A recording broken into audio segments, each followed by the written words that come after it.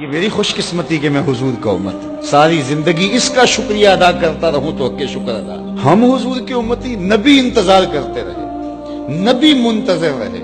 حضرت عیسیٰ نے تو نام بھی بتا دیا نا، لوگوں میں جا رہا ہوں چلو نام بھی بتا دیتا ہوں، میرے بعد جو آنے والا اس کا نام احمد ہوگا. نبی انتظار کرتے رہے، 12 نبیوں نے انتظار کیا حضور کی امت میں ہونے کے لیے، تمنا کی. نستورہ راہب انتظار کرتا رہا، بحیرہ راہب انتظار کرتا رہا، زندگیاں گزار دی انہوں نے. سلمان فارسی کی کہانی سن لو، مجوسی کے بیٹے تھے، حق کی طلب میں نکلے، باپ نے گھر سے نکال دیا. ایک پادری کے پاس جا کے رکے، زندگی بھر اس کی نوکری کی. جب اس کا آخری وقت آیا اس نے کہا میری تدفین کے بعد غموریا چلے جانا، وہاں کا پادری خدا رسیدہ ہے، تجھے اس سے کچھ مل جائے گا. کہتے میں وہاں سے غموریا آ گیا. پھر اس پادری کی ساری زندگی خدمت کی. جب وہ مرنے لگا تو اس نے کہا کوئی ایسا شخص نہیں ہے جس کے پاس اب میں تجھے بھیجوں، لیکن نبی آخر الزماں کے ظہور کے لمحے آ گئے. تو یہاں سے یثرب چلا جا، وہ اس نبی کی ہجرت گاہ ہوگی، تیری زندگی سنور جائے گی. تو نے بڑی محنت کی ہے، بڑی نوکری کی ہے میری. کہتے میں نے اس کو کہا کہیں ایسا نہ ہو میں دھوکہ کھا جو مجھے کوئی نشانی بتا دے. اس نے کہا 3 نشانیاں، ایک صدقہ نہیں لے گا، دوسرا ہدیہ رد نہیں کرے گا، تیسرا 2 کندھوں کے درمیان مہر نبوت. کہتے میں نے اس کی تدفین کی، یثرب کی جانب جاتے ہوئے ایک قافلے میں شامل ہو گیا. انہوں نے مجھے پکڑ کے اپنا غلام بنا لیا، لیکن میرے پہ مہربانی یہ کی کہ مجھے بیچا جا کے مدینے میں.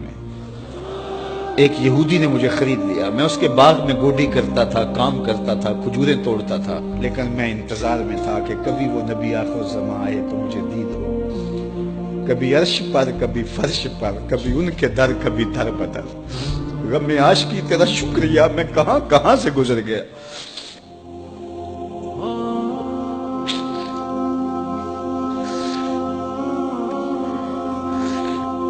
کہتے ہیں ایک دن میں اپنے باغ میں کھجوریں توڑ رہا تھا کہ ہواؤں میں مستی پیدا ہو گئی اور ہر سمت سے طلع البدر علینا کی صدائیں گونجنے لگی.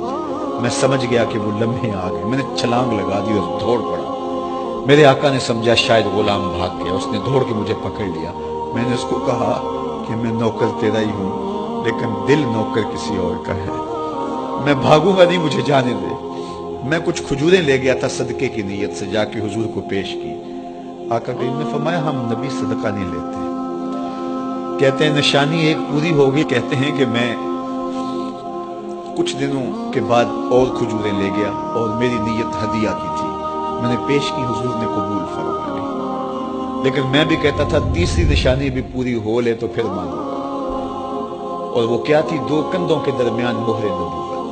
کہتے ہیں ایک دن حضور میرے باغ میں آئے اور آقا کریم نے اپنے مبارک کندھے پہ چادر رکھی ہوئی تھی اور چادر کی اوٹ میں مہر نبوت چھپی ہوئی تھی. اور میں پیچھے ہو کے دیکھتا تھا اور میری آرزو یہ تھی کہ کوئی تیز جھونکا ہوا کا آئے اور چادر ہٹ جائے اور میں مہر نبوت کی زیارت کر لوں. حضور میرے ارادہ قلب سے آگاہ ہوئے. فَأَلْقَى إِلَيَّ رِدَاءَهُ. حضور نے چادر اتار کے میری جانب پھینکی اور پھر ایسے رخ کر کے فرمایا انظر الی ما امرت بہ. اس پادری نے جو بتایا تھا دیکھ لے آ کے. تو کہا میں نے دیکھا کہ حضور کے دو کے درمیان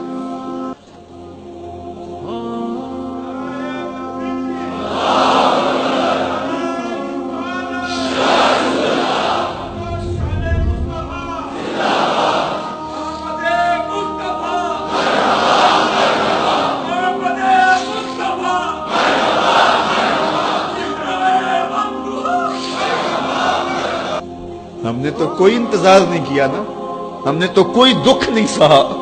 ہم سوئے تھے، مقدر جاگ اٹھے.